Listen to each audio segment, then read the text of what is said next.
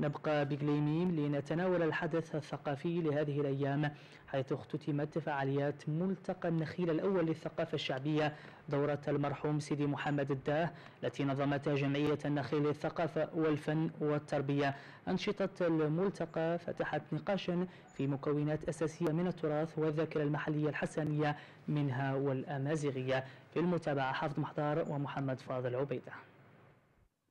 تحت خيم تقليدية أثار هذا اللفيف من المثقفين والباحثين في تراث الشعب المحلي قضايا جوهرية مرتبطة بالتداخل الحاصل بين مكونين ثقافيين أساسيين بالمنطقة،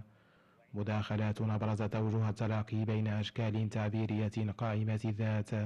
بمنطقة اشتهرت بغنى روافد هويتها الثقافية. هناك تمازج ثقافي بين المكون الأمازيغي والمكون الحساني، والمكون الأمازيغي يتمثل في أولا التاريخ والطوبونوميا، وهناك تداخل حتى كلمات موجودة أو مرادفات فيما يتعلق بالأشغال، مثلا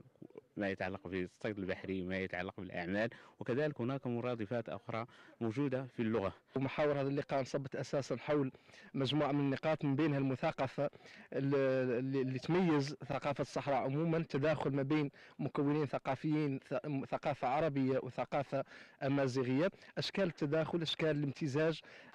بما هي معبر عن نوع من انسجام المختلف الذي يعطينا ثقافة عامة لها أبعاد محلية، أبعاد جهوية، أبعاد وطنية، وكذلك أبعاد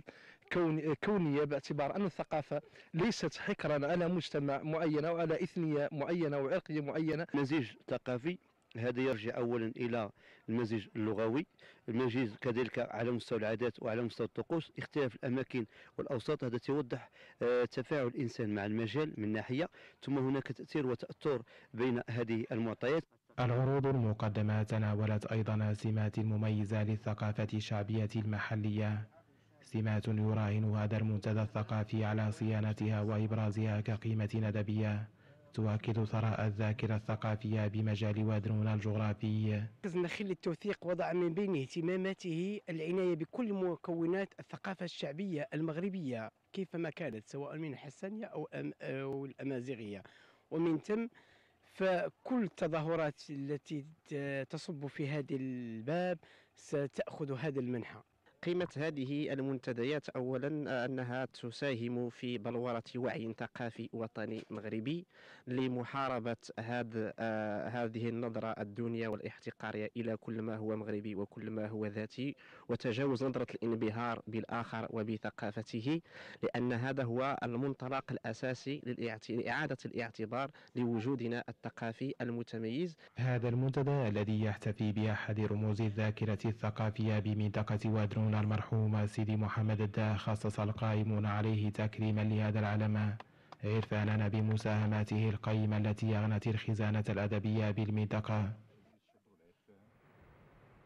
أنشطة هذا الملتقى الثقافي الأول حول الثقافة الشعبية أسدل الستار عليها ليلة أمس بتنظيم أمسية فنية نشط فقراتها شعراء حسانيون وأمازيغيون قدموا قصائد شعرية تناولت أغراضا مختلفة، إلقاءات شعرية تخللتها فقرات موسيقية من تنشيط إحدى الفرق المحلية.